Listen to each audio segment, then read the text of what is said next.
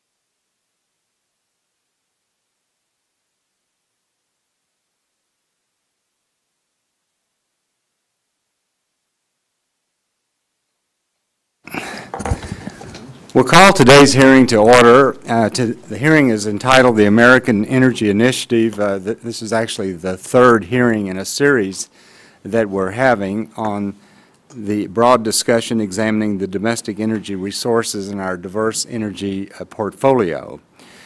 Our most recent hearing on Tuesday focused on China's, and we noted China's economic progress during the past 30 years has been possible because of a lot of reasons, but one reason that they've been really productive is that they're using an affordable, secure, and abundant fuel source, and that is coal.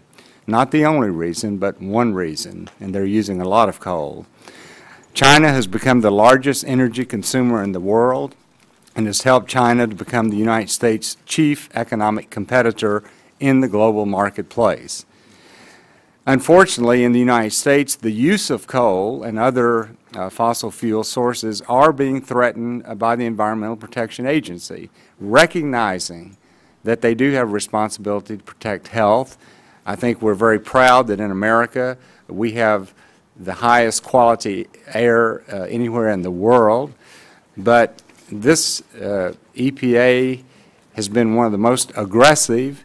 They have many regulations in the pipeline, and I think it is essential that we try to have a balanced approach as we look at new regulations. It is likely that some of these rules that are coming down, whether it be the Utility MAC, the Boiler MAC, the greenhouse gas legislations, the air transport rules, whatever it will be, we've talked to a lot of utilities, we've talked to a lot of businesses, and we know that there will be some shutdowns of some electricity and manufacturing facilities as a direct result of these rules. Others will be required to make costly upgrades to their units because they simply cannot comply on the aggressive timelines. And then another problem for many groups is just the uncertainty that's out there because of what will be required. I will say that EPA, for example, the utility rule proposed by EPA last month is estimated to cost the electricity generating industry $10.9 billion a year. EPA predicts that this rule alone will increase electricity prices as much as 7% in some parts of the nation. The air transport rule, they're expecting that that would increase electricity costs in some areas up to 3%. And I could go on, but one of the specific reasons that I'm delighted we're here today is because of this uncertainty of EPA and all the regulations that they're moving. My colleagues, Representative Sullivan of Oklahoma and Congressman Matheson, have drafted a legislation called the Transparency and Regulatory Analysis of Impacts on the Nation Act. This requires a cumulative analysis of certain rules and actions that are either issued or planned by the Environmental Protection Agency and the forming of an interagency task force. At this time, I would like to recognize for a minute and a half Mr. Sullivan, who is one of the authors of this legislation. Thank you, Chairman Whitfield. Thank you for holding this important hearing on a bipartisan discussion draft legislation, the Transparency and Regulatory Analysis of Impacts on the Nation Act of 2011, which I will soon introduce along with my colleague, Jim Matheson, to address the cumulative cost of 10 economically significant EPA regulations and actions. Many of EPA's pending regulations and actions will cost our nation billions, impacting everything from energy reliability, jobs, manufacturing, and global economic competitiveness of the United States. The TRAIN Act will conduct an in-depth economic analysis so Congress and the American people can fully understand how the EPA's regulatory train wreck will impact our economy. In fact, 8 of the EPA's proposed regulations cost a minimum of $1 billion to the U.S. economy. The time to address the full economic burden of these regulations is now. Specifically, the TRAIN Act would require a federal interagency analysis of the cumulative impact of certain rules and actions of the Environmental Protection Agency on global economic competitiveness, energy and fuel prices, and the reliability of U.S. bulk power supply. It would also look at the impacts of these regulations on state and local governments and jobs. Under this legislation, the Interagency Committee, not just EPA, will analyze the cumulative impacts of 10 economically significant rules and actions issued by the EPA. This analysis will help Congress and federal agencies develop a better understanding of how these regulatory policies are impacting America's economy as a whole. What will these regulations cost? EPA doesn't know and has failed to conduct a study of the overall cumulative cost of many of their regulations together, which is why this legislation is so important. We desperately need an honest accounting of EPA's regulations, which this legislation will accomplish. I look forward to hearing the testimony of our witnesses today, and I yield back the balance of my time. Thank you, Mr. Sullivan. At this time, I recognize the gentleman from Illinois, Mr. Rush, for his opening statement. Thank you, Mr. Chairman, and I want to thank all the witnesses for being here this afternoon. Mr. Chairman, we know that since the inception of the Clean Air Act, opponents of the bill have been exaggerating the cost of implementing the regulations associated with the bill, while downplaying the benefits that the new rules would bring. I'm afraid that today's hearing focuses on the TRAIN Act may yet be another example of this type of shoddy accounting and shoddy performance. This bill would highlight the cost of implementing certain EPA rules, but does not take into account all of the benefits of these regulations, including enhanced public health, increased job productivity, or lives saved. This bill will also not take into account the positive impacts that EPA regulations have had on our economy, including spurring additional research and development of clean energy technologies, instituting higher fuel efficiency standards, and helping make the country less dependent on foreign oil. Unfortunately, for many of my colleagues, if the benefits of a regulation cannot be monetized, such as lives saved or job loss prevented, then they are written off as having no economic value. At this point, I'm not sure that this bill, as written, will really give an accurate cost-benefit analysis of EPA regulations. The Office of Budget and of Management and Budget examined 10 Clean Air Act regulations finalized in 2008, 2009, and 2010, and concluded that all 10 had benefits that exceeded costs by a ratio of 7 to 1 on average. During debate over the Clean Air Act, there were dire warnings that environmental regulation will kill jobs and lead to outsourcing overseas. Clean Air Act opponents falsely predicted that electricity prices would skyrocket if the 1990 Clean Air Act amendments were passed, when in fact electricity prices actually declined in the decade following 1990 by approximately 18%. While today we will hear that EPA regulations will cripple our economy and destroy our manufacturing industry, the U.S. Census Bureau conducted an annual survey of the U.S. manufacturing sector and found that pollution abatement operating costs were only 0.4% on average of overall manufacturing costs, including not just air pollution controls, but all other abatement costs combined. Peer-reviewed articles in top economics journals find little evidence that environmental regulations have dampened U.S. competitiveness or led to outsourcing. In fact, I must point out that the EPA implementation of the Clean Air Act and its accompanying amendments has been one of the most successful and bipartisan environmental laws in American history. Additionally, EPA implementation of the Clean Air Act has been a stimulant to our economy, with estimates that it has generated as much as $300 billion in revenues and $44 billion in exports, while supporting close to 1.7 million American jobs by the year 2008. When both direct employment and indirect employment are taken into account, the environmental protection industry is estimated to have created a range of 3.8 million to 5 million new jobs.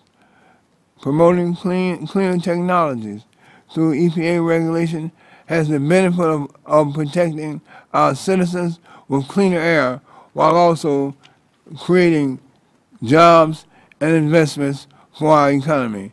So, Mr. Chairman, I look forward to today's hearings and debate, and I will reserve judgment on this bill with hope that we're able to strengthen it moving forward. With that, I yield back the balance of my time. Thank you, Mr. Rush. At this time, I recognize the gentleman from Illinois, Mr. Shimkus, for 5 minutes. Thank you, Mr. Chairman. I think the basic premise of what we're trying to do is accept the premise that when you add regulations, you do affect jobs. And you need to balance those based upon the environmental impact, but there will be a job impact. And for those who live in Southern Illinois, we have yet to recover from the 1992 Clean Air Act amendments. Now, I've talked about this numerous times. We can debate the beneficial aspects of the Clean Air Act on toxic emittents. What our debate now today is an overly aggressive EPA that is going further than is needed to protect public health and severely impacting jobs. I have a slide up here which is the impending train wreck, and so that's why I support the Train Act to stop the impending train wreck. Now, this is just for electricity generation, and in 8 years, here is what's coming down the track. New rules for ozone, new rules for nitrous oxide, a new transport rule, cooling tower or water, particulate matter, ash, mercury, carbon dioxide. Does anyone really believe that this does not impact jobs? And does anyone really believe that when you have the multitude of regulations that are coming down simultaneously, well, the President's now agreed that it does. In fact, his executive order, which he submitted in January 18, 2011, says that all agencies must take into consideration the cumulative regulations on cost and the effects on jobs. We will submit to you that the EPA has not done that. We will submit to you that there hasn't been good interagency review on any of these things, and we will continue to raise this debate that as you increase the regulatory burden. Now, I will defer to some of my Democratic colleagues who will say, yeah, we're going to create government jobs. We're going to create more inspectors. We're going to create more. They're not going to create private sector jobs. And remember, it is the private sector that funds the public sector. So we can grow government jobs all we want, but as the budget debate that we're having today is, we can no longer grow government. We really have to inspire the private sector to invest capital, create jobs, and create wealth in this country so we can solve the problems of this nation. This impending train wreck is real. This is not fictional. No one's made this up. These are all the regs that are coming down the pike right now, and if we are to believe the President of the United States, he's starting to understand that. And now we just got to get his agencies to understand that. That's the importance of this bipartisan piece of legislation that I hope we continue to have hearings on and move to the floor, because as I've said numerous times, and I didn't bring my placard of the coal miners who lost their jobs in the last round of the Clean Air Act amendments, that one mine of 1,000 miners closed, never to reopen. Never to reopen. It is closed today, and that rural community, small town, has never recovered from the Clean Air Act amendments of '92. So I would say that it is very important to make sure that we continue to have this debate. of the cost-benefit analysis. And the importance about this debate and this hearing is the cumulative effect of all these aspects. This train wreck of 8 different rules and regulations specifically targeting coal, electricity generation by coal, raising energy costs, killing our coal mines, making energy costs higher. With that, I appreciate Mr. Whitfield giving me the time. I yield back the balance of my time. Thank you. At this time, I recognize the gentleman from California, Ranking Member Mr. Waxman, for 5 minutes. Thank you very much, Mr. Chairman. The legislation before us today has a worthwhile purpose. We should always try to understand as fully as possible the ramifications of federal laws and regulations. Where regulations have a cumulative impact, that should be understood as well. But it is important that we recognize the potential cost of overanalysis. We can reach a point where the cost to the taxpayers of additional analysis exceeds its value. Our goal should be to strike the right balance. We must also ensure that any analysis we require can be credibly executed. Ideally, we may want to know the effect of a proposed rule far into the future, but that may simply be too speculative an exercise to add value to the decision-making. And we need to make sure any analysis is fair and objective. We can't look just at the costs of federal regulation without considering its benefits, just that we wouldn't look at only at the benefits without considering the costs. As we consider this proposal from these perspectives, I want to flag several issues. From a practical point of view, we need to make sure this bill is workable. In its current form, the legislation asks 12 administration officials and 1 industry representative to collect and analyze information about actions that may or may not be taken by state and local governments, including 110 state and local permitting agencies, and project the impacts of those actions 20 years into the future. They are supposed to do this without staff, without the authority to collect information, and within 30 days. Another issue to flag is balance. The draft requires an extensive analysis of regulatory costs, but we need to understand the benefits as well, so Congress and the public can get a balanced assessment of the value of the regulations. Further, we need to be mindful not to duplicate what is already being done.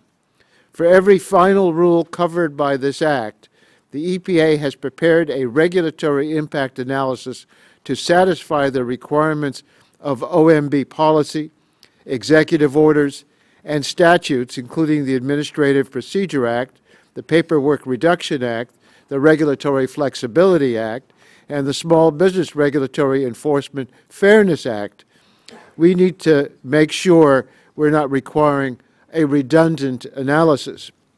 Finally, this legislation creates new requirements for the executive branch without providing a specific authorization.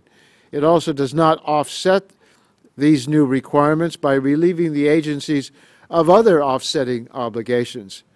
These are some of the issues that will be on my mind as we consider this bill today and in the weeks ahead, and I look forward to hearing from today's witnesses, and I hope this legislation can be improved through the committee process.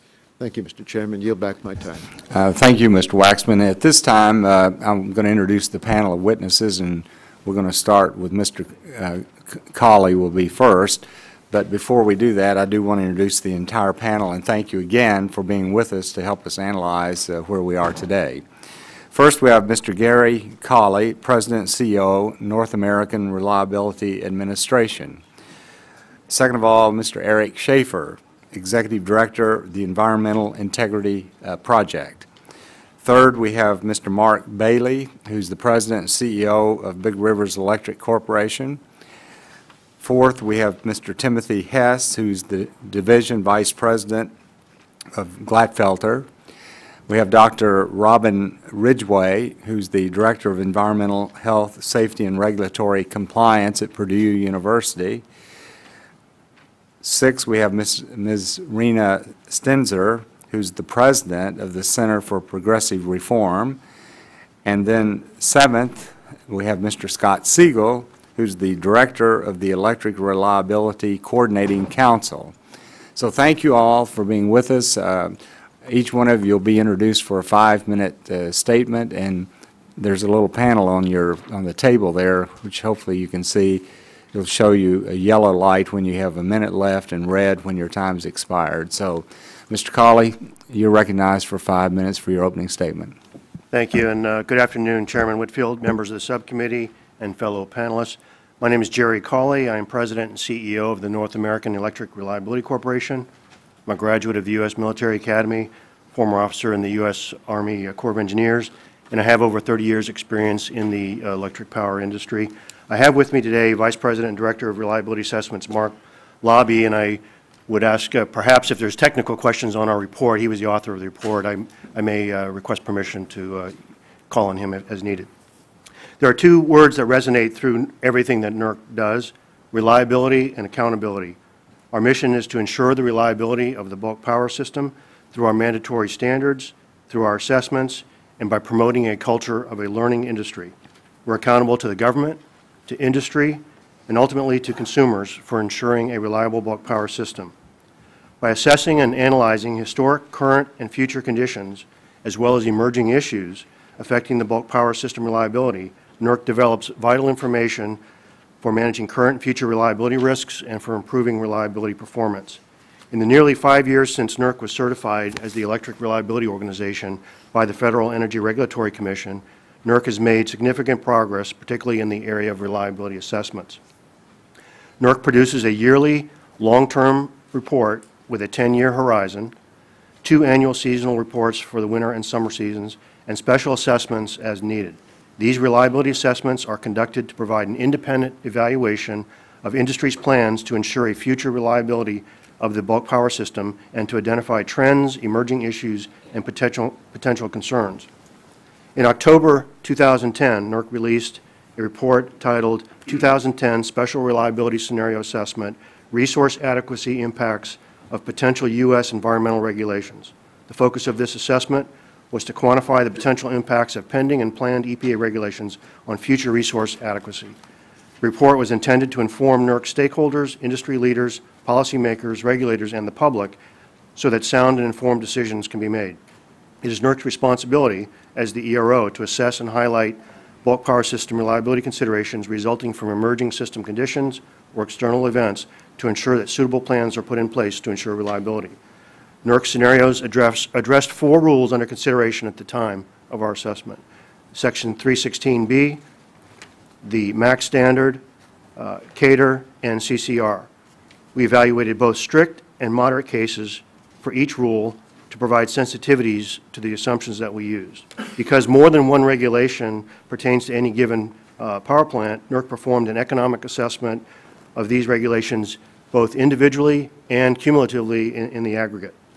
Some of the findings of the assessment based on the rules under consideration during our study include, for the strict case, for the strict scenario, up to a 78 gigawatt reduction in coal, oil, and gas-fired generation capacity could be seen based on resource plans existing at the time of the study. Section 316B would have had the greatest potential for impact on reserve margins. The EPA regulations, if implemented as planned or proposed at the time we complete resource requirements. Without attention to these findings, the study identified bulk power system reliability impacts resulting from reduced reserve margins in certain areas of the United States. We believe the potential reliability implications of these regulations can be managed through timing, tools, and coordination. The timing of the industry's obligations for compliance with environmental regulations is the most important consideration. The industry needs both time and certainty of its obligations in order to act and make informed investment decisions.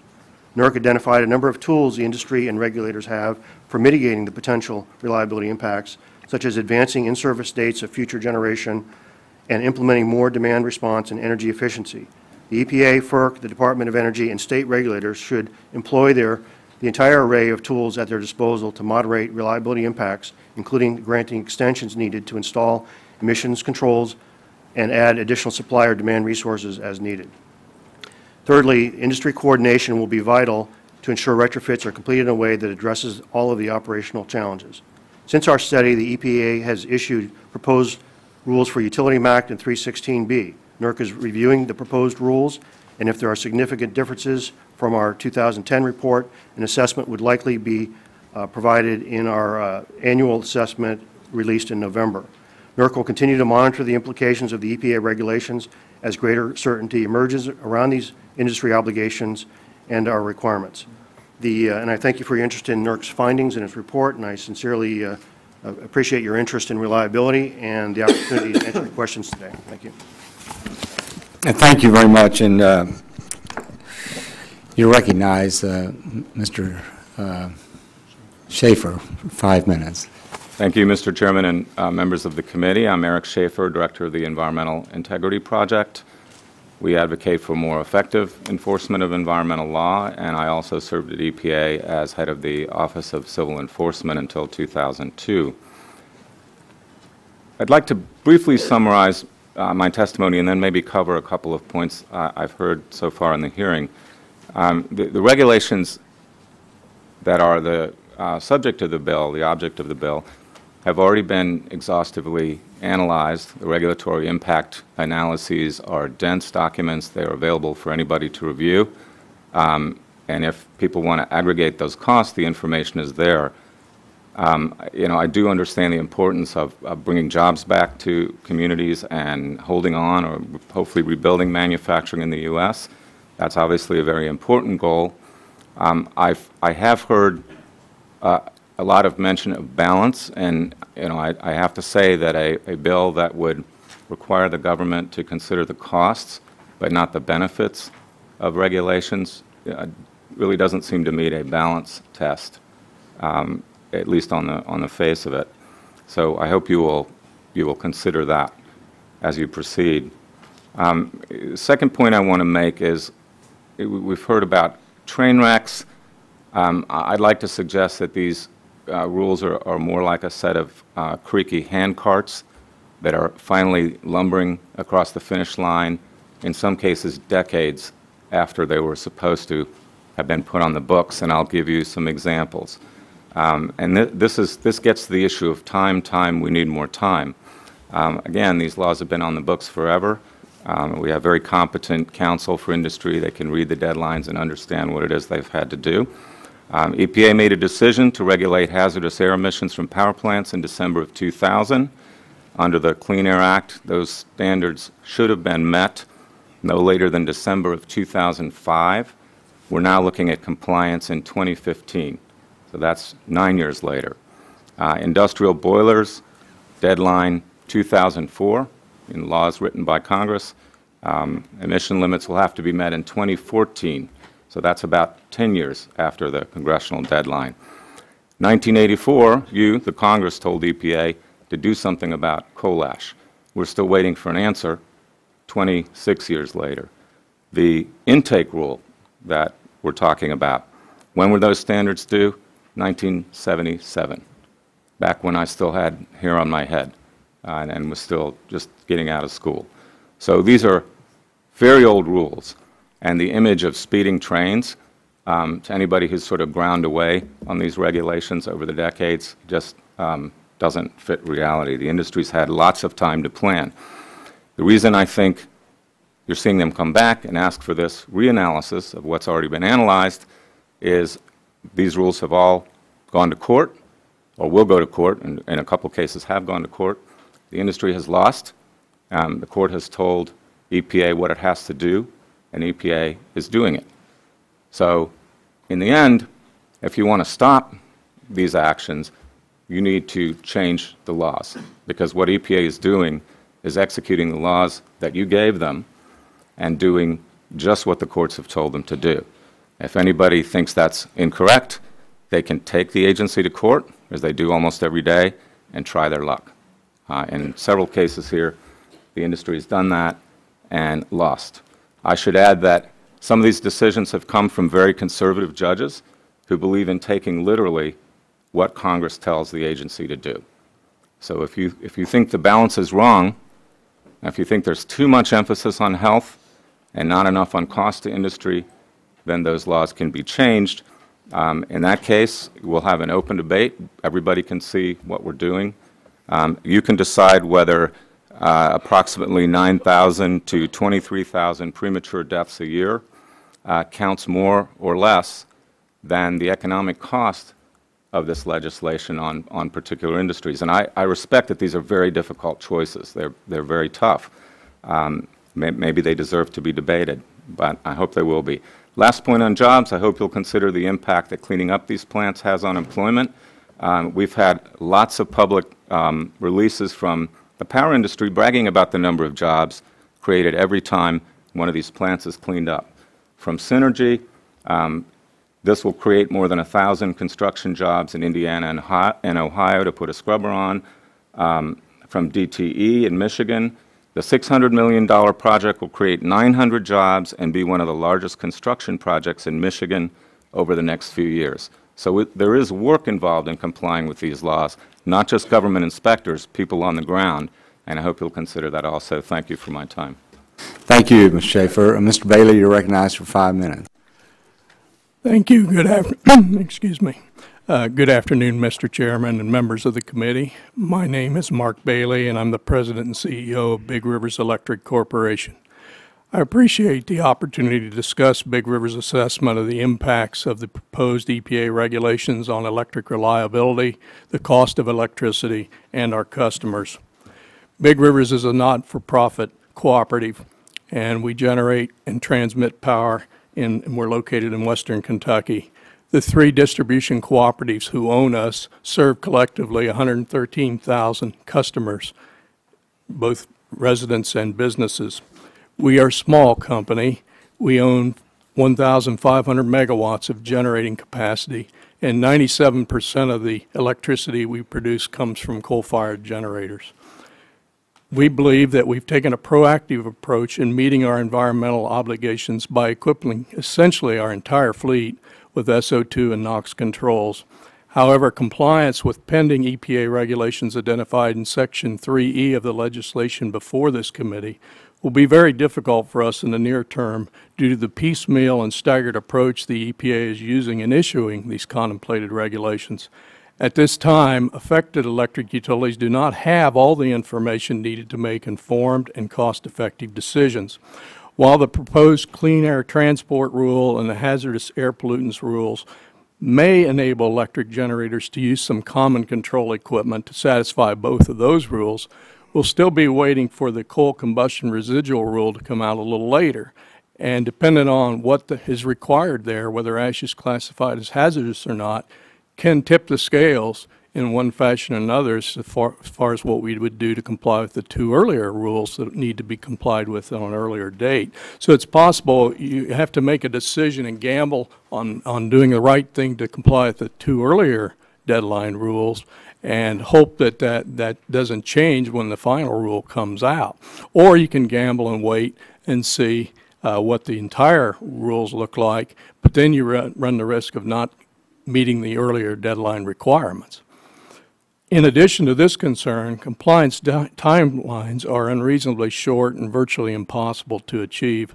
Because of this, many utilities will be racing simultaneously to comply, which will exacerbate the cost concerns as we compete for scarce resources to get all these facilities built in a very narrow window.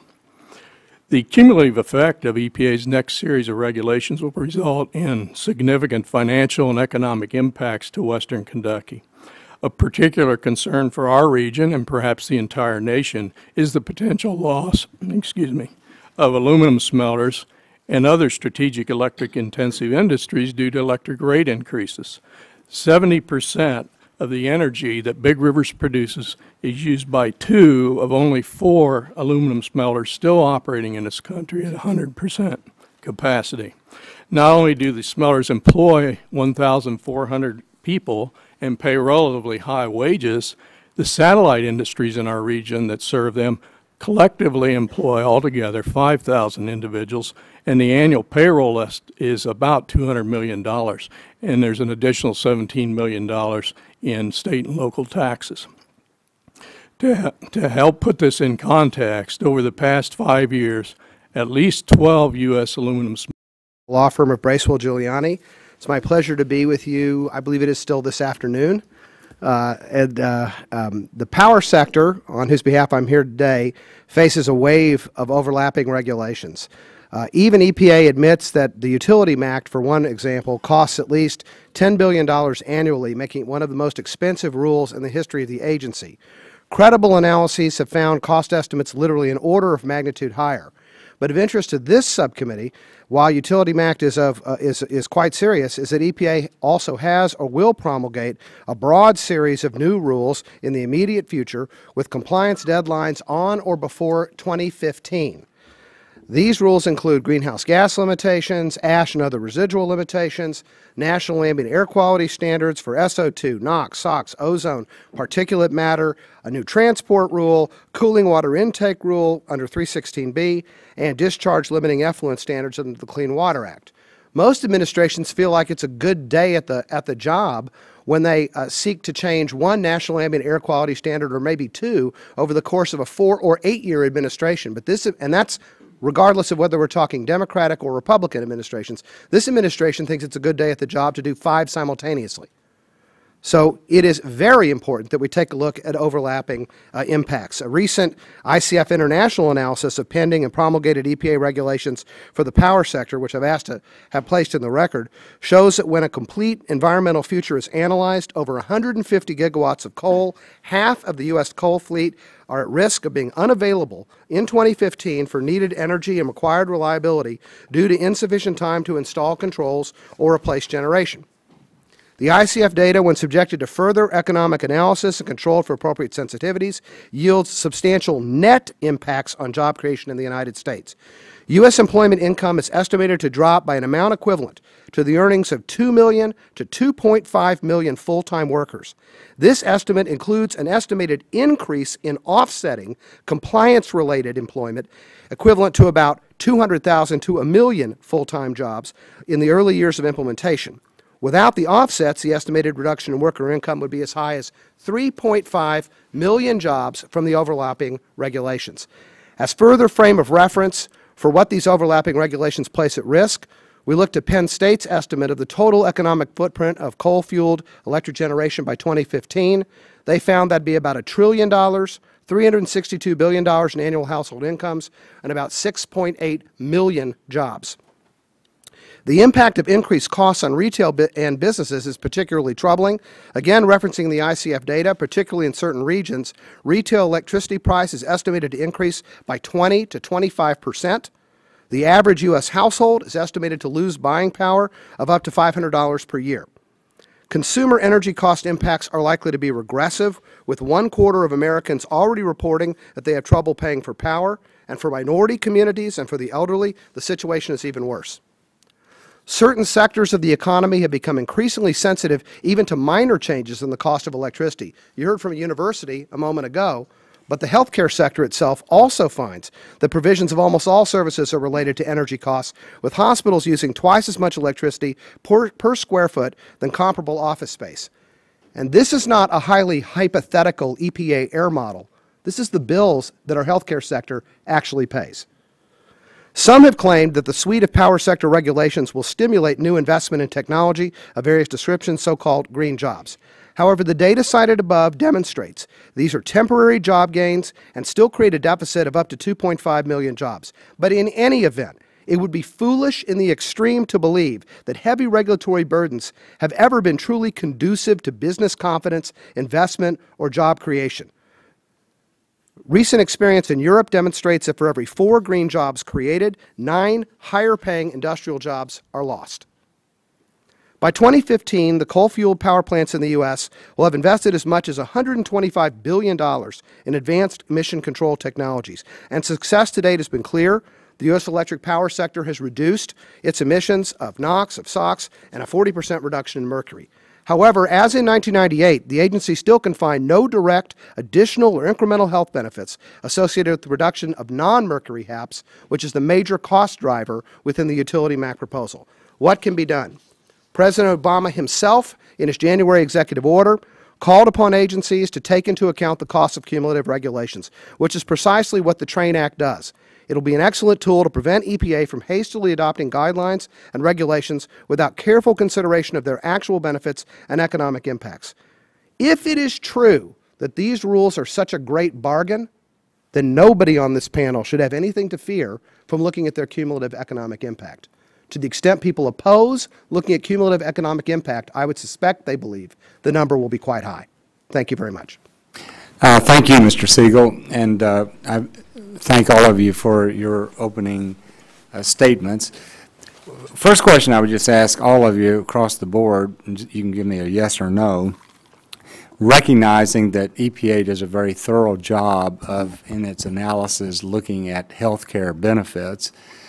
I would ask you, each one of you, do you think it would be beneficial to have an analysis made by some independent agency of the cumulative economic impact of regulations coming out of EPA that are identified in this legislation? Mr. Colley. Chairman Whitfield, I do believe the electric power industry would benefit from comprehensive review. One of the challenges of maintaining a long-term reliable bulk power supply is having some amount of certainty to commit resources. It takes sometimes 4, 6, 8 years to site and build generation. Would you believe that it would be of benefit then? Yes. Okay, Mr. Schaefer. I can't object to the concept. Intuitively it makes sense. The question is whether it will delay issue of rules that have been overdue for so many years, and whether the cumulative benefits will also be considered. Thank you. Mr. Bailey? Yes, I do, sir. Mr. Hess? Yes, sir, I do. Dr. Ridgway? Yes, I do. Ms. Steinzer? No, sir. Mr. Siegel?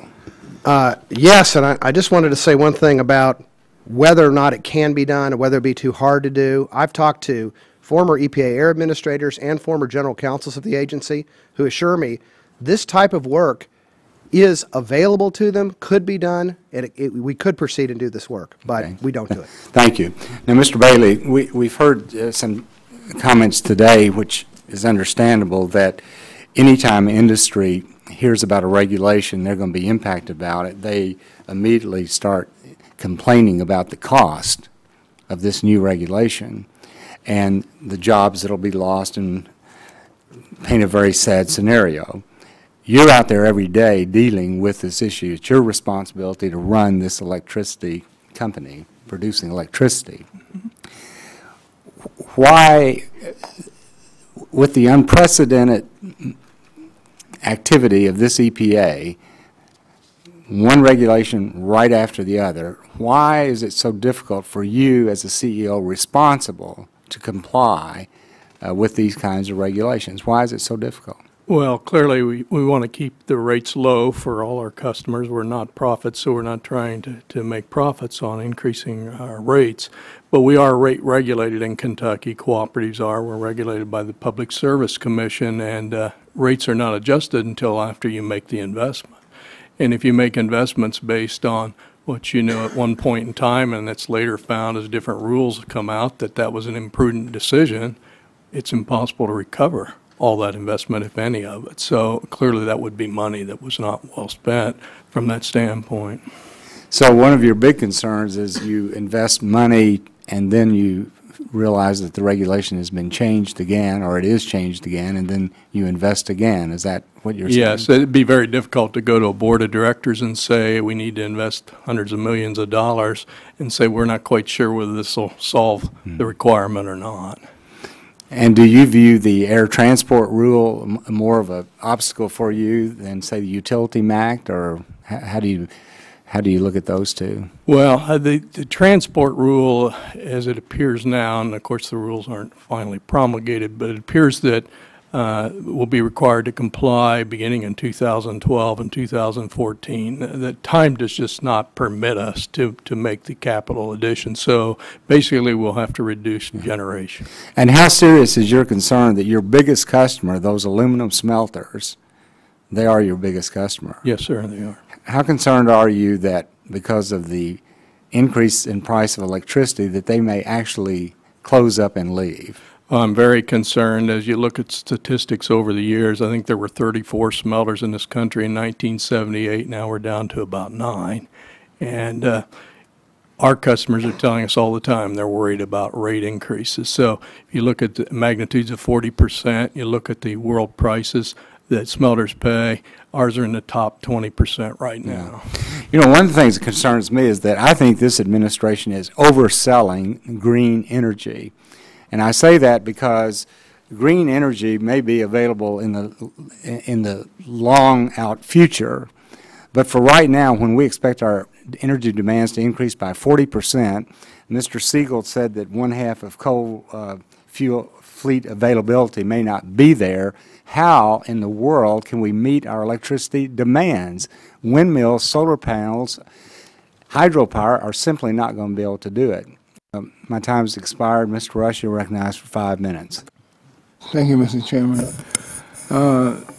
The whole premise behind today's hearing on the Train Act is that there is a train wreck of EPA regulations coming down the pike that will cripple different industries. And Ms. Steinzoy, you kind of characterize this as being the great-grandmother of all federally unfunded mandates. I thought that was pretty creative. And then I heard Mr. Siegel say that for every one green job created, there are nine current industrial jobs will be lost. I think I heard him say that. What do you think about his conclusion that for every one green job that's created, there will be 9 current industrial jobs eliminated? I have no knowledge of what study he's talking about, and perhaps he could enlighten us. I will say that we have done a very close examination of a study known as Crane and Crane, which is cited a lot by the Small Business Administration, and claims that there will be about $3 trillion regulations will cost. And among other things, that study includes the time people spend filling out their tax returns. It is based on a opinion poll in countries that rated whether they were a favorable environment from a regulatory perspective. It was never intended to be used as a foundation for mathematical characterization like that. So I would say that every time we have looked at a study that gives numbers with that kind of pinpointed precision, when you look a little bit beneath the assumptions that go into those numbers, you find that they're dramatically overstated. And happy to look at the study that Mr. Siegel was referring to. Yeah. Will there be any financial costs, in your opinion, associated with implementing this act and creating yet another committee to study these rules that EPA has already studied and mandated by the law? And maybe you can answer this: what is the cost financially, and is it paid for as mandated by the new rules of the House? I actually think that it would not satisfy. There has been no analysis of what the unfunded mandate would be on state governments, but also private sector, everybody sitting at this table. One of the things the legislation does is to require this committee to analyze what a potential permitting action, how that would affect the electricity prices. And to analyze that, you need to know everybody who's thinking of a project and might get a permit out to 2030. And the only way to do that is to ask them. So I would expect everyone at this table to be receiving an except for me, of course, and Mr. Schaefer, to be receiving an information request for this committee. And if they don't, then the number is going to be a stab in the dark, which is really the problem with it. Very expensive, and yet won't be accurate. Mr. Schaefer, are there any costs to business associated with delaying industry-wide rules and regulations and pushing the regulatory reform further down the road for some future date? Is there any cost to businesses? that you can think of? Sorry, sir, was that directed to me? Yeah. Name. My apologies. Well, I ask you again, Mr. Schaefer. All right. Are there any costs to business associated with the land industry-wide rules and pushing regulatory reform further down the line, further down the road for some future date? Congressman Rush, I think that generally is, I think the delay of game is a major tactic in Washington. If you can push the rules off to the future, you save money, and you know that's fair enough if that's what people want to do. I tried to make the point earlier in my testimony. These regulations had statutory deadlines, were supposed to have been met many years ago. They were not.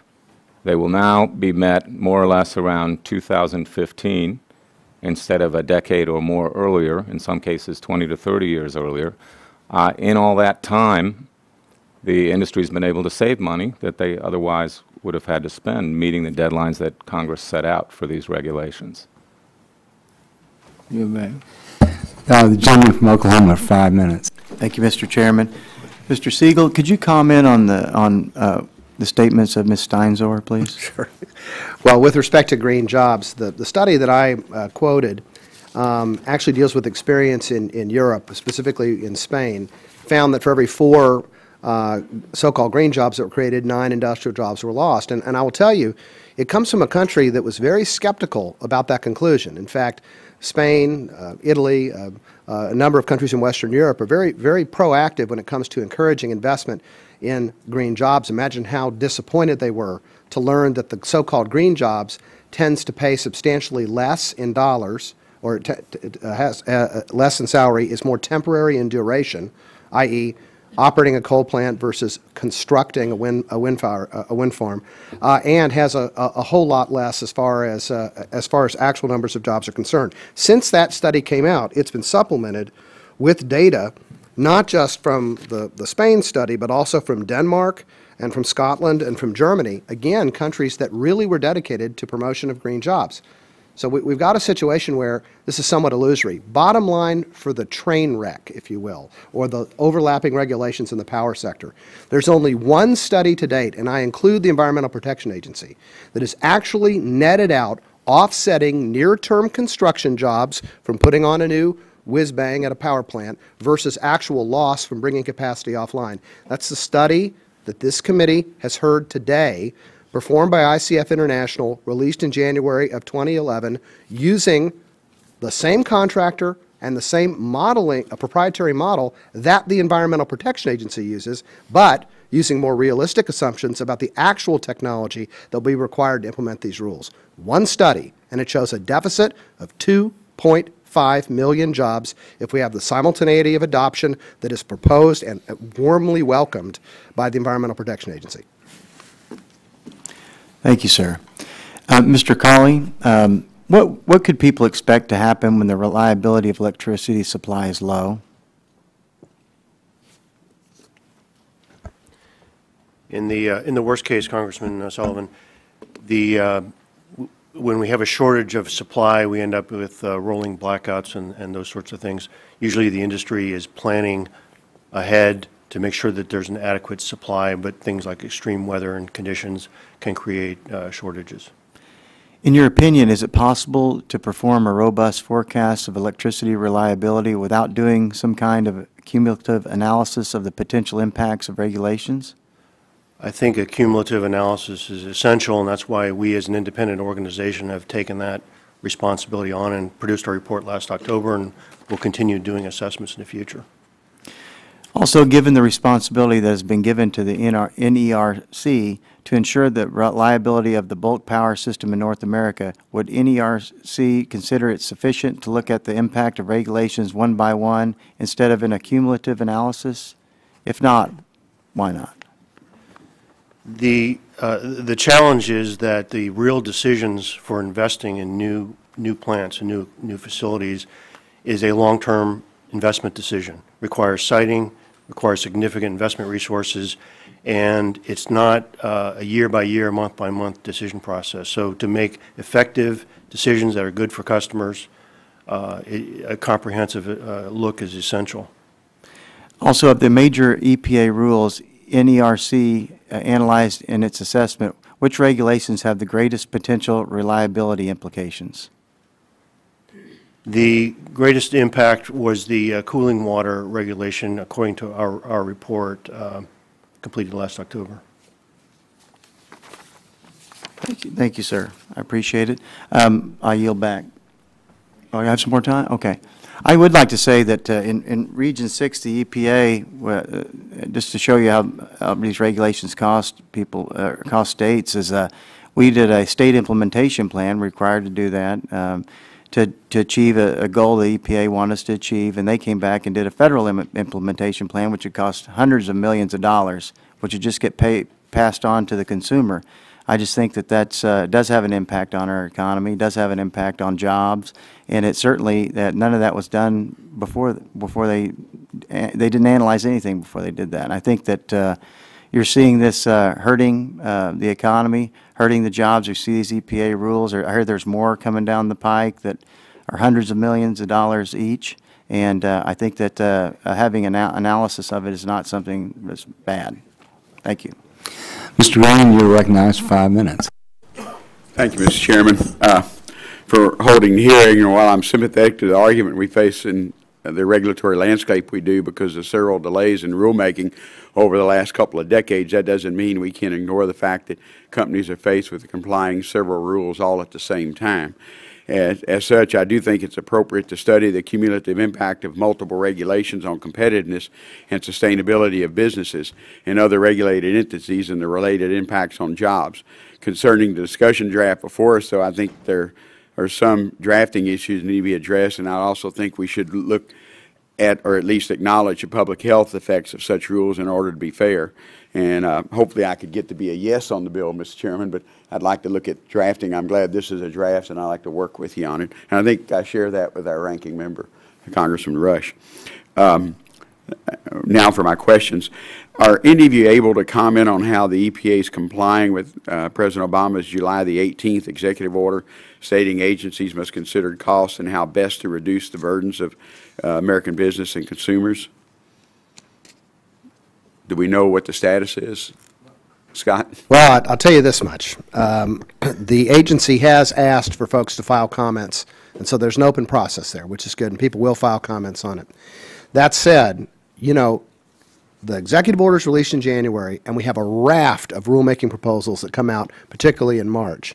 And it seems as though these rulemakings, the golden opportunity to comply with the executive order would have been to acknowledge the cumulative impact, or at least, how about this, to acknowledge the executive order in these new proposals that came out. And of course, none of them, they just barreled on down the path full steam ahead.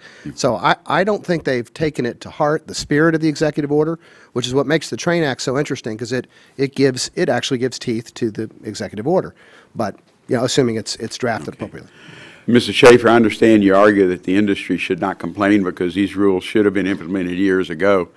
And how do you respond to the fact that these rules now are all coming down the pike at once?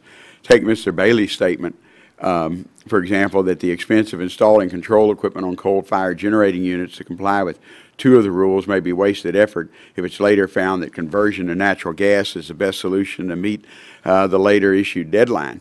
How do you respond? Of course, coming from Texas, I think everything ought to be natural gas, but how do you respond to it?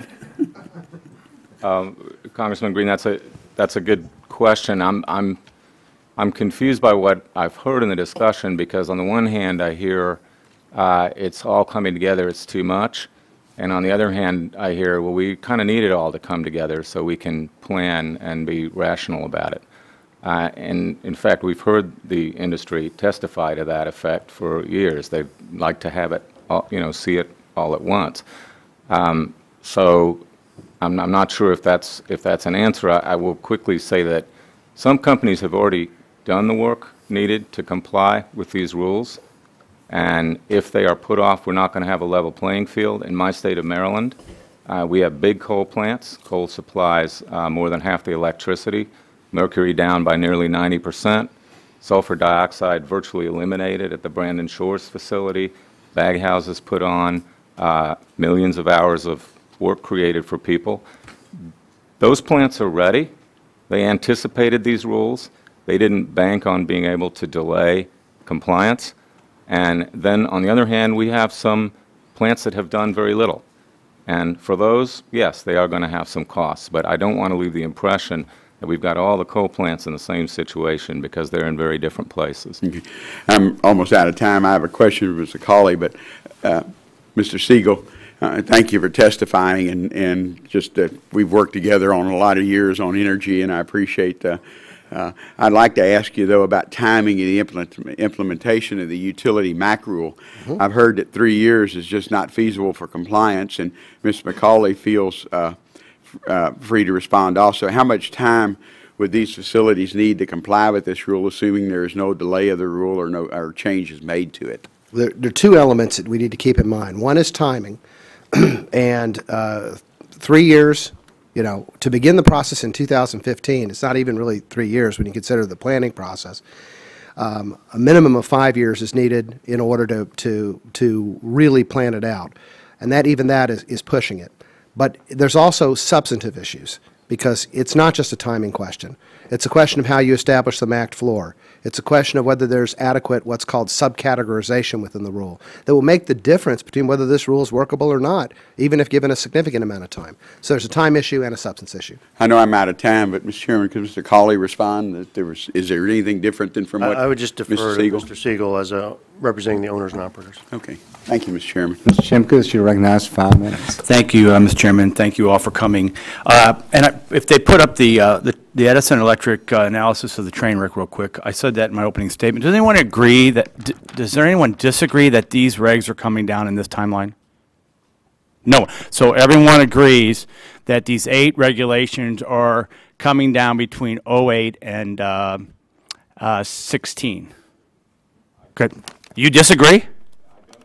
I don't have it in front of me, and I can't see it here. All right, well, I'll give this to you, and then you can confer. Okay, I appreciate that. But I think the answer is no one disagrees that this is the train wreck. This is what we are referring to. Ozone, SOx, NOx, transport, water, particulate matter, ash, mercury, carbon dioxide. Now, we tried to address carbon dioxide today on the floor, passed to deny EPA the ability to regulate greenhouse gases. We're going to continue to do that. We'll probably work on some of these other ones like the water, especially particulate matter. I mean, these are ludicrous. They're as crazy as the carbon dioxide regulation. So I hope, Mr. Chairman, we move on some of these easier ones to address like we did on the floor today. The question was asked, has the EPA complied with the presidential executive order? Mr. Siegel is the only one who responded. The order came out in January. Regulations came out in March.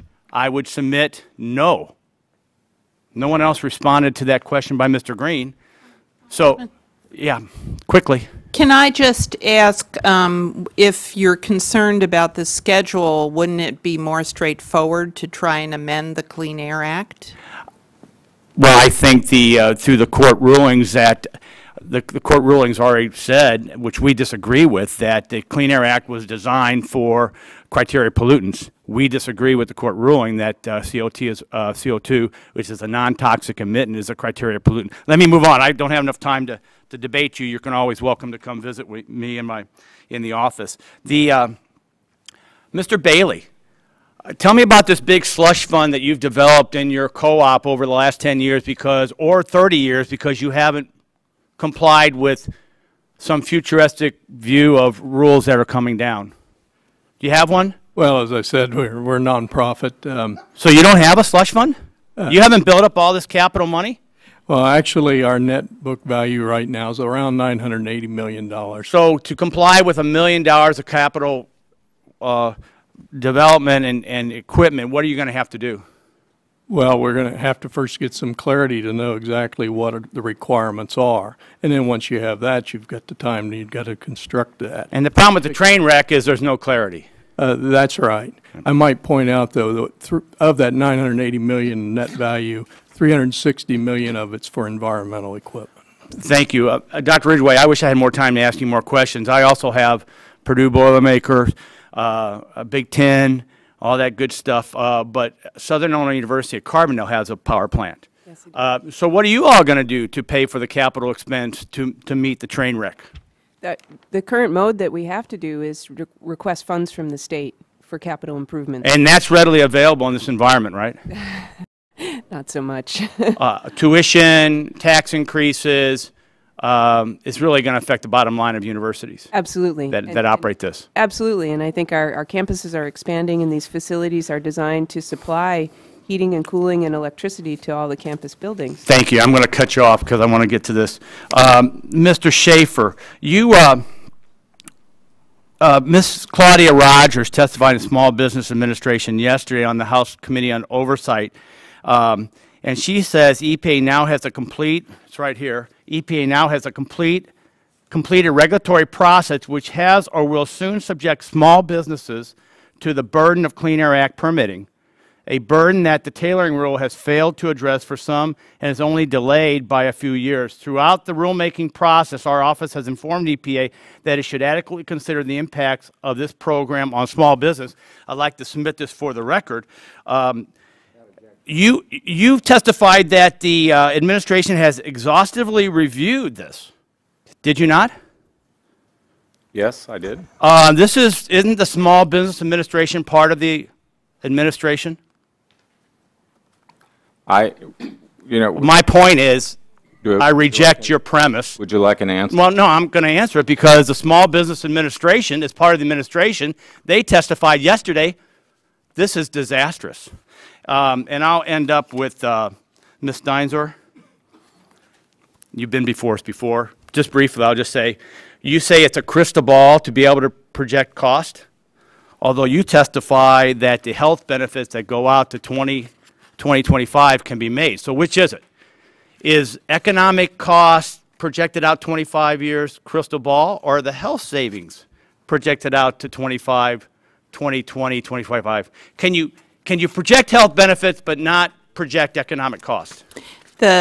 Which is the real crystal ball? The health benefits have to do with rules that have already been promulgated. Your legislation deals with rules. You say we can't project economic cost 20 to 25 years out? When you have a final rule, you can, but your legislation covers. You can't have it both ways. You can project out to 2025.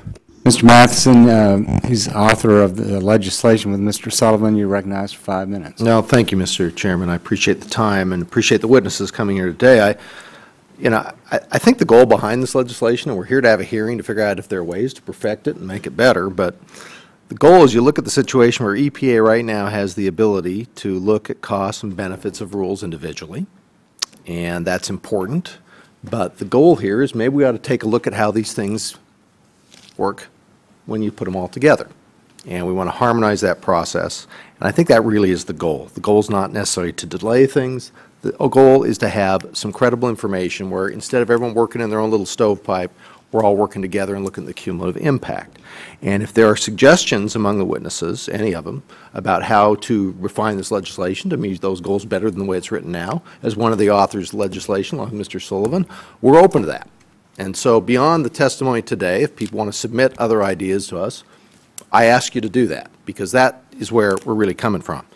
We're not talking about focusing only on costs. Mr. Schaefer, I noticed in your testimony you indicated you felt concerned that the study really will only focus on costs, but there's nothing in the legislation that mentions specifically costs or benefits. The legislation talks about effects and impacts across a variety of sectors, and I think that's what we're looking for. So I don't think our intent was to not include other considerations when we talk about effects and impacts. Here's a question, quick statement. I want to make a couple of questions. First of all, Mr. Cawley, as you know, NERC is one of the participants that's included in the study. And you've already studied aggregate effects of 4 of EPA's pending rules: cooling water intake structures, utility maximum available control technology, clean air transport rule, and coal combustion residuals. Can you elaborate on the recommendations NERC provided to manage the implications of implicating those 4 rules to ensure power supply is not disrupted?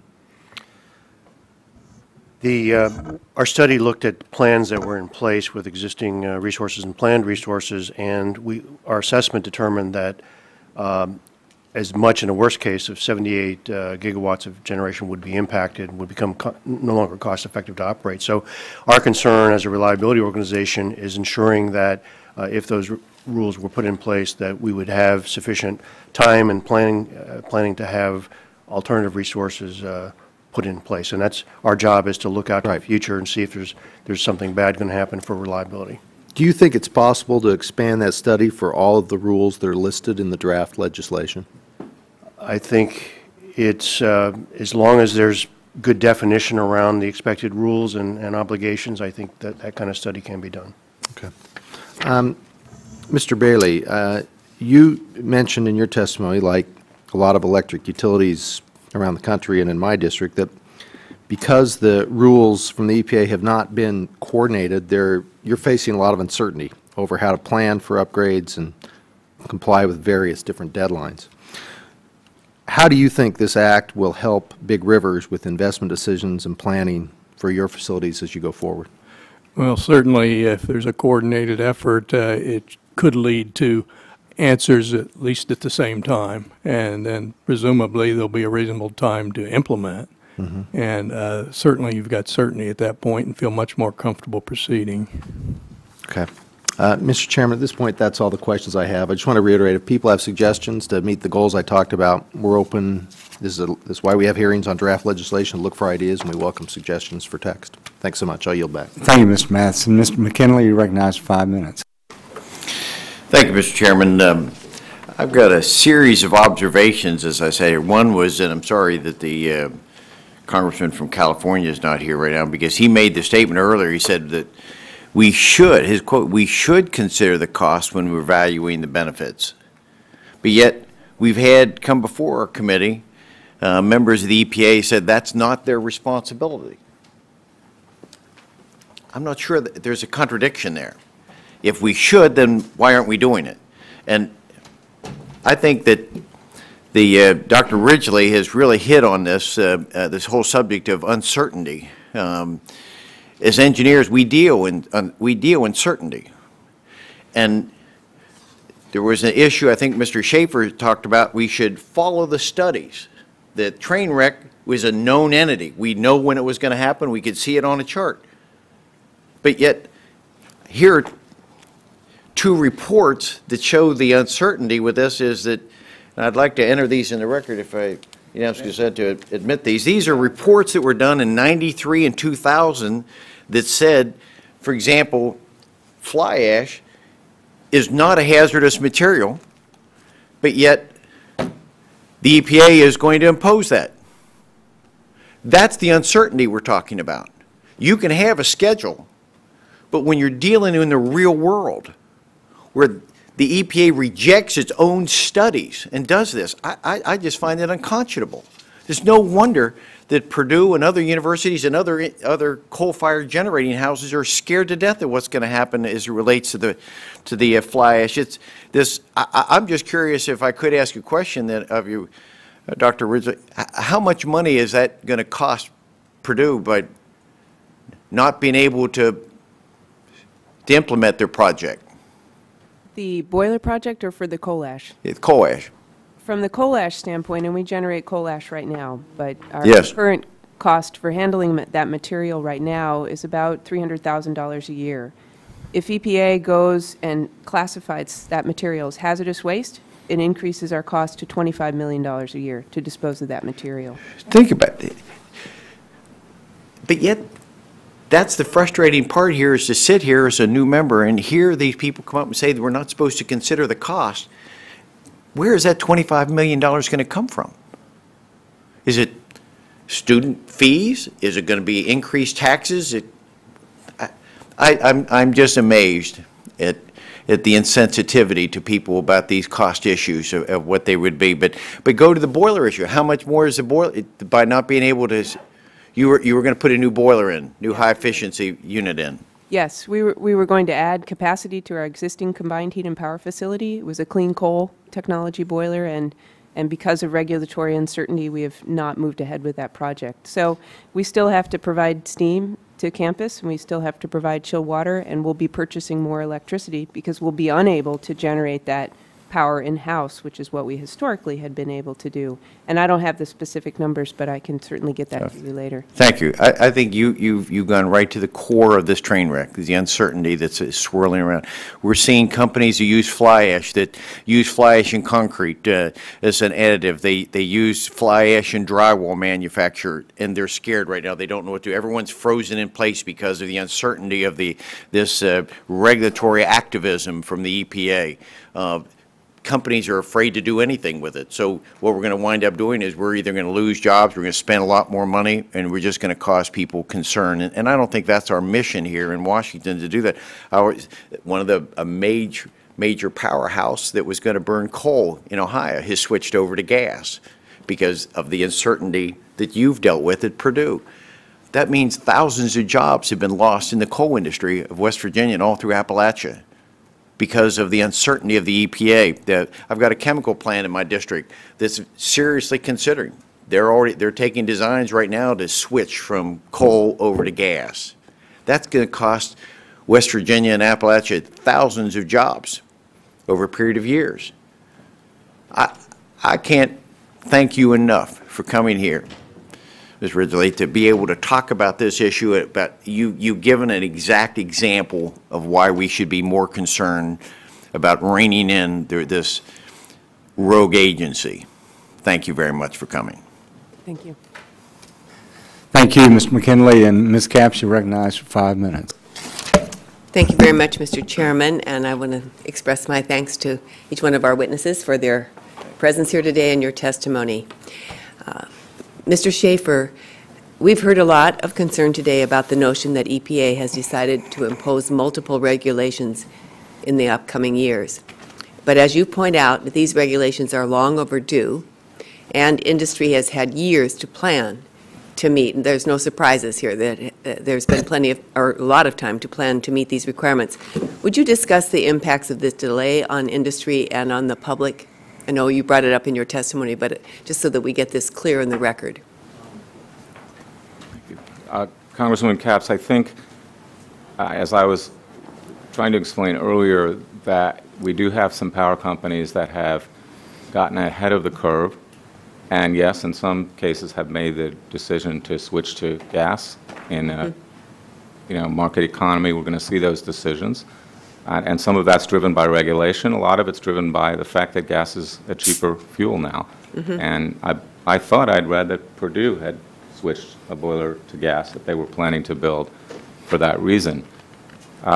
In the state of Maryland, we've got very strict requirements. Hasn't seemed to affect the use of coal in the state. We still have big coal plants. It's just that they're well scrubbed and well controlled. So if you have a company that's banked on delay and waited till the last minute, hasn't looked at the deadlines, hasn't followed the litigation, hasn't anticipated these rules, yes, they're going to face some significant costs, but you have others that have gotten far ahead of it. The point I was also trying to make earlier is if you've not spent much to comply with requirements that are coming, if you haven't scrubbed your plant, for example, and you've got a 60-year-old coal plant designed to last 30 years, you're going to have to pay for some pollution controls. And to be shocked that that's arriving now, I think is, I don't understand that. I don't see how anybody could not see that coming. Thank you. Given the importance of these regulations to public health, I would hope that any desire to understand the cumulative impacts of regulations would not in themselves become obstacles to their implementation. A cumulative estimate of regulatory impact can only have value if it is credible. I'm concerned that the report envisioned by this bill will be rife with uncertainties and will be attacked by all the stakeholders. As one example, which has come up before, coal ash. The committee would be asked to analyze the impact of coal ash regulation along with other rules, even if that regulation is not finalized. We've heard conflicting testimony today about the potential impacts of regulating coal combustion waste because there are still a number of unknowns with regard to the rule. It is not known whether regulation will occur under Subtitle C or D, is one example. It's not known whether regulation under Subtitle D, which would create no federally enforceable requirements, would have a significant impact. And it is not known whether regulation under Subtitle C would impact beneficial reuse because of stigma effects. So in order to perform the analysis required by this bill, the committee would need to fill in those unknowns with assumptions. No choice that will be supported by all stakeholders. And we could illustrate that right here today. I could ask three of you a question, which I will now, to demonstrate. Dr. Ridgway, if the committee assumed Subtitle C regulation and little impact on beneficial reuse, would you view the resulting analysis as credible? I'm not sure I can speak to that because I don't know what information goes into that analysis. That's exactly the point. So really, to be honest, then you'd have to say, no, I couldn't, because just for all the reasons you said. Ms. Steinzer, on the other hand, the committee assumes Subtitle C regulation and a halt to beneficial use. Would you have the resulting analysis as credible? No. And Mr. Schaefer, if the committee assumes Subtitle D regulation and nationwide compliance with the resulting guidelines, would you review the resulting analysis as credible? Well, there you have it. That shows where we are. Our panel of 7 stakeholders can't agree on the impact of one rule, let alone the cumulative impact of the rule and Clean Air Act regulation. I cannot imagine how a committee of cabinet secretaries and Mr. Cawley is going to produce a credible estimate of the impacts of these listed rules, let alone the additional rules that aren't listed. And that would be with all the time in the world, not within the 1 month that they appear to have under this bill. And I've used as much time as I have, but I appreciate the opportunity. Thank you, Mr. Chairman. I'll yield back. Mr. Olson, you're recognized 5 minutes. I thank the chair. And before I get started, I would like to identify myself with the comments from my colleague from Texas, Mr. Green, who said that we like gas in Texas. We like it a lot. Welcome to the witnesses. I'm grateful for your expertise and your patience today. My dad spent his entire career in the paper industry, over 35 years, mostly in the white mills across our country. I know firsthand knowledge that the industry is committed to clean air and clean water. So my first question is for you, Mr. Hess. The proposed cooling water intake rule, 316B, subjects facilities beyond electric generation facilities to regulation, including paper manufacturing and oil refining. Will these facilities be able to comply with the criteria in the proposed rule, and what are the economic impacts? Or put another way, is the technology there, and what's it going to cost? I can't speak to the details of that regulation, but I can, because I have a staff, just as you have a staff that advises me on environmental regulations. But I can tell you it's going to cost a lot, because the environmental regulations that we have implemented at Spring Grove to address the EPA MACT and other rules have cost $50 million at the end of the 1990s, and we're looking at $10 to $20 million for boiler MACT currently, and if the original MACT program is revised, we're looking at another $10 to $20 million. I don't have the specifics on the regulation you referenced, but I'm just giving you a taste of the impact that we've had at the Spring Grove Mill. Thank you, sir. So I assume that's a pretty negative impact on our ability to compete in the global market. Yes, sir. That's the major concern that I have, is that we do compete in a global marketplace, and that all these costs, the cumulative cost, have to get passed through the supply chain, which makes us less competitive in the marketplace, makes imports in other countries have lower cost products, and at the end of the day, he who has the best product at the lowest cost wins. We can compete in a global marketplace if we're playing on a fair playing field, but today we're not, because no other country plans to regulate as the train wreck is coming. Yes, sir, and that's something we're here to stop. Mr. Siegel, my next question is for you, sir. In your opinion, do you think EPA has been proactive during the rulemaking process in explaining to stakeholders and the public the reasons for certain regulations and the potential job and economic impacts of those regulations? Well, the best thing to point to answer that question, Mr. Olson, is to look at the regulatory impact analysis that the EPA released when it advanced its rule. And it's a very, very curious document. I don't commend it to you. It's north of 500 pages, and it will cure any insomnia. But the good part about it is it really lays bare a lot of what's going on here. One of the critical assumptions the agency made and that explains why they say the cost of that rule is much less than everybody else who's taken a look at this rule, is they make an assumption about certain technologies that could be used so that you wouldn't have to install scrubbers necessarily. So we thought this was very curious because my clients actually make power. We know a thing or two about that technology, so we thought we'd take a look. And we follow, like with so many things, you have to follow the footnotes. And when you do, you find, well, there is no study on the technology they cited. There's a 5-page PowerPoint presentation that says as one of its recommendations, hey, we did a two-week study here. We ought to see if it's scalable and could actually be used on a power plant. And the EPA accepted that with 100% confidence in order to lower their cost assessment of the rule. If we had done that in a rulemaking comment, or worse yet, in one of our corporate reports on our earnings, can you imagine the hue and cry that would have been raised? But apparently for EPA, when it cuts in their favor, making untransparent assumptions is a great way to reduce costs in your regulatory impact analysis. And that's just one example. We could have many other examples that would illustrate the point. I do want to make one other point, though, sir. We've heard over and over again, these companies have known for 20 or 30 years what the rules would be. They've been living high on the hog by simply not complying for the intervening 20 years. The trouble is there's a fundamental disagreement between Professor Steinzer and Mr. Schaefer. See, Mr. Schaefer says that 20 years in advance, you ought to know what all the details of the rule are just by looking at what the statutory obligation is. Ms. Steinzer says you can't possibly do an assessment, an economic assessment of a rule until you have a final rule, which, by the way, strikes me as reasonable. And it therefore strikes me that Mr. Schaefer is perhaps not so reasonable in suggesting that people have known for 20 years what their obligation was. I think he knows that, and I know that. I think all of you should know it too. Yes, sir, thank you. And that's why I've introduced a bill to make sure that EPA puts a study in the numbers of job gains or losses from any regulation. And again, curious, that's not a word we want to use in a regulatory environment. Thank you for your time. Thank you, Mr. Olson. Mr. Inslee, you're recognized for 5 minutes. Thank you, Mr. Siegel. You represent something called the Electric Reliability Coordinating Council. How many companies are members of that coalition? I think 8. Approximately. And could you tell them, give us their names, please? Sure. Okay, thank you. You don't have to do it right now, but if you just give it to us on record, I'd appreciate because I always leave that. somebody out, and that makes Thank you.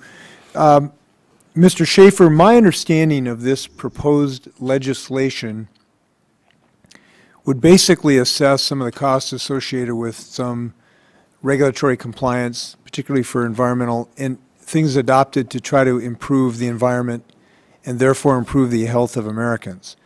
My understanding of the legislation is it does not attempt to assess the value to health of Americans that would be associated with those compliance with those rules, nor does it assess the improvement in economic performance associated with that corresponding health improvements of Americans, nor does it represent the economic growth associated with a lot of the technologies associated with compliance with these rules. I have to tell you, I just can't understand why we would, on any of these issues, look at just costs and not benefits, unless you would assume there's never a benefit of anything the government's ever done in human history. So I guess the question is my assessment of the legislation correct in that regard, and can you fathom any reason why we wouldn't want to look at benefits as well as costs? I haven't, Congressman, and I heard earlier that balance was the goal. I have a copy of the draft, and now I'm concerned that I may not have the right copy because I'm looking at the list of the things that the agencies would be required to study. I see no mention of health.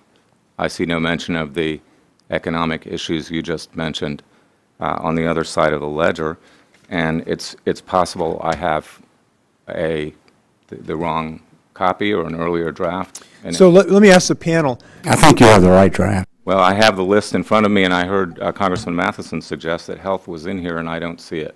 So let me ask the panel, do any of the panels, I'm trying to figure out why we would ever embrace this idea of looking at just costs and not benefits of proposals. That just doesn't make sense to me unless you hold certain perceptions. So let me ask you this. Do any of the panel members believe that there's never been a benefit to human health that came from EPA regulations. Do any members believe that on the panel? Okay, so we're all on board that at least in some instances EPA helps Americans' health. So that's not a reason for not looking at the benefits. I would be open to any of you suggesting why, if we are trying to make intelligent decisions about hard regulatory decisions here, can anyone advance a reason to ignore an evaluation by the U.S. government of the benefits associated with any of these regulatory activities? Can anybody suggest a reason why we would only look at the costs? I'm searching for, Mr. Siegel's raised his hand there. Well, you're not going to like me for suggesting this, but I will say this. I haven't formed an opinion yet. That's right. And that's why I fear that we'll be moving in that direction. But I'm going to suggest that it's hard to accumulate benefits of environmental rules. And let me explain why. Do you know, since I've come to Washington, almost every clean air rule claims particulate matter benefits as a reason to adopt that rule. Now, I have come to the conclusion, sir, that some of these benefits are the same benefits that are being claimed for multiple rule after multiple rule, even though the costs, because they're requiring new pieces of technology, are not the same cost. So I'd be okay with doing a cumulative analysis of benefits if we back out, and I cover this in my statement, if we back out double counting of benefits that goes on when rule after rule after rule uses the same homework. EPA's own analysis on Utility MACT said we didn't do any effort to estimate the benefits of actually reducing hazardous air pollutants. All we did was plug in the old PM numbers that we used last time around. So that's bad homework. I think I understand what you're saying. Yeah. So you wouldn't have an objection then if this committee amended this bill to say, let's look at the health benefits and subsequent economic benefits of some of these rules and be cautious not to allow double benefits to be counted. But the general idea I'd like to work on something like that and really focus in on that double. Well, let me just ask you, don't you agree we ought to look at the benefits of these rules in this legislation as well as the cost, Mr. Siegel? Would you agree that, and as a general principle, we ought to do that? I was curious about Mr. Matheson's statement too, and I looked at the deal, and it says that you're supposed to look at cumulative impact, and then it says impact is supposed to include, and it lists all these economic factors. But, I mean, I guess cumulative impact could include other things too. It's not exclusive of that list, so maybe that's what Mr. Matheson what he meant. I don't know. I haven't talked to Mr. Matheson about it. Thank you. Ms. Singer's shaking her head though. So. Okay. Well, thank you, Mr. Inslee. At this time, Mr. Griffith, you're recognized for 5 minutes. Thank you, Mr. Chairman. Mr. Siegel, going back to this report, I was very interested in your comments in regard to how the EPA lowered their cost by using a slide deck. A slide deck that they then extrapolated from in order to lower the cost of theirs. Am I not correct that if this was a corporation doing that the people who knew that they were lowering that to make it look like there was less cost would suffer criminal penalties? I tell you, if it were a corporation and we based representations in our quarterly filings on something like that, we'd be in a world of trouble. If it were a law firm basing legal analysis on that, we'd be in a world of trouble. But the EPA felt pretty comfortable with it. But world of trouble includes criminal penalties, does it not? Actually, it's not my field of practice, but I wouldn't call you a liar. All right, thank you. And I'm not sure on each case, but it was my area of practice. All right. And let me shift gears. Mr. Hess, thank you very much for being here. Some of the folks on this committee who are getting to know me think that all we do in Southwest Virginia is coal because I talk about it all the time. Yes, sir. But we also have textiles and cellulose production and paper production. And most of the pressure on our industry in our area, and I want to know if this is true nationally, is from Scandinavia and South America. Would that be true nationally, or is that just my particular? That's part of the pressure. There's also pressure from Asia. I mean, from China as well. All right. And the little plant in my district that employs most of the folks in the or a lot of the folks in the Allegheny Highlands indicated that they had a chart similar to the one that we've got here for medicine with all the different things coming at them in the next few years. And if they get to a certain point, they're just not going to be able to survive the market pressures, and that they would probably have to move to properties in another country. Is that true nationally? You're finding that to be the same situation, that most of these companies, if all of these hit them at one time, they're just going to have no choice but to go somewhere else? I can guarantee you that as part of the options analysis that companies are going through, they're looking at whether they can maintain their operation within the United States. And because of the confusion that's associated with the rules and the uncertainty and the magnitude of change that's coming at the pace it's coming, it's impossible to plan appropriately in the business. And I can tell you right now, we're looking at possibility of boiler shutdown as well because of these type of rules. And not every plant can switch over to natural gas, can they? No, not every plant can switch over to natural gas, and clearly the Boiler Act rules are pushing plants towards natural gas. We're doing a natural gas study, but not every plant has the infrastructure to burn natural gas. In addition, you know, part of what makes a paper company successful is being able to burn biomass residuals, and there's a whole sister act with regard to biomass residuals being classified as solid waste. Let me underline that I also have a few of our furniture manufacturers have survived, and they do the same thing. They burn off the leftover biomass, the wood pieces that they don't use. And that is, I mean, that is what the president himself has encouraged business to do. That's a renewable resource, biomass. And we, with the regulations coming down with the sister regs about the biomass being classified as solid waste, it will trigger incinerator MAC for some of these plants and encourage them not to burn biomass, but instead convert to fossil fuel, which is exactly opposite of what the administration is pursuing. Let me switch to you, Dr. Ridgway. We have some public universities that are in the same plight that Purdue is in. But I'm wondering if you can tell me, because I think it's true that there are a lot of independent, non-public universities and colleges, maybe not as big as Purdue, but who are in a similar plight, but they don't have anybody but the students to go to pay for this. Isn't that true? Because they don't have taxpayers that they can ask for increased money to pay for some of these things. Yeah, I honestly can't speak to the funding mechanisms of other institutions. I just know our own process. But it would be, but you said earlier that you would have to go and ask the state for more money. If you don't have the state and all you have are the parents and the students who are going to the school, it would make sense, would it not, that they would end up having to bear the cost through higher tuition? It's possible, but I won't commit to that. All right. And it's possible that if the state doesn't have the money, that the trustees of any public institution, including Purdue, might be forced to ask the students for a tuition increase. Isn't that true? It's an avenue that's available. And so in essence, one thing that could be the result of this is higher tuition and making it more difficult for middle class and lower income families to be able for their children to get an education and thus damage America's future. Isn't that also true? You got to get the money from somewhere.